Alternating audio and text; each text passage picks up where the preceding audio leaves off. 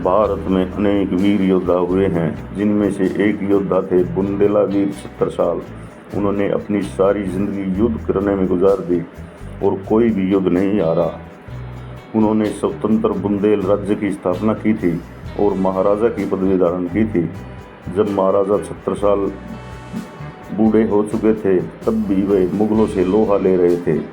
उसी समय मुहम्मद खान बंगश के नेतृत्व में मुगल सेना ने उन पर हमला कर दिया और उनको और उनके परिवार को किले में घेर लिया।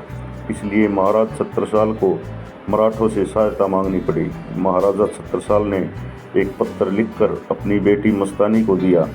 मस्तानी बहुत बड़ी योद्धा थी, वह लड़ाई के सारे गुण जानती थी। उसने पत्र ले जाकर पेशवा बाजीराव को दिया। पेशवा बाजीराव ने सहायता करने का वचन दिया। छत्रसाल के अनुरोध पर पेशवा बाजीराव 25,000 घुड़सवारों के साथ तेजी से बुंदेलखंड की ओर कूच करते हैं। छत्रसाल कब्जे से बच जाते हैं और मराठा सेना में शामिल हो जाते हैं। अब उनकी सेना 70,000 हो गई। बाजीराव की सेना ने बंगश की सेना को घेर लिया और उसकी आपूर्ति बंद कर दी। बंगश ने बाजीराव के खिलाफ पलटवार किया, परंतु कोई भी फायदा नहीं हुआ।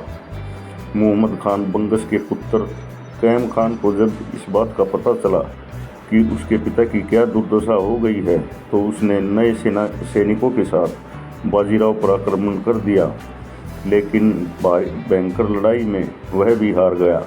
बंगश को समझौते के लिए मजबूर होना पड़ा कि वह फिर कभी भी बुंदेलखंड पर हमला नहीं करेगा।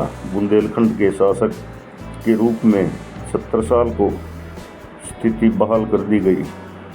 महाराजा ने बाजीराव को बहुत बड़ी जागीर भेंट की और अपनी बेटी मस्तानी का विवाह उसने बाजीराव के साथ कर दिया। अपनी मृत्यु 1731 से पहले उसने अपने राज्य का 1/3 क्षेत्र मुगलों को सौंप दिया। संघर्ष करते हुए महाराजा छत्रसाल का जीवन बीता था। उन्होंने मुगलों को कभी भी बुंदेलखंड में नहीं घुसने दिया।